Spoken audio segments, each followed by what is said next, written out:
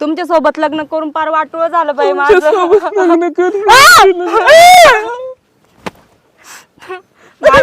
माझ्या आईला काय सुचलं काय माहिती, आई वडिलांनी तुमच्या सोबत लग्न करून दिलं माझं पार. माझं मी काय एवढी सुचलं? शिकेल सवरेल मी कशा अनपढ माणसासोबत लग्न करून दिलं माझ्या आई वडिलांनी. आई बा.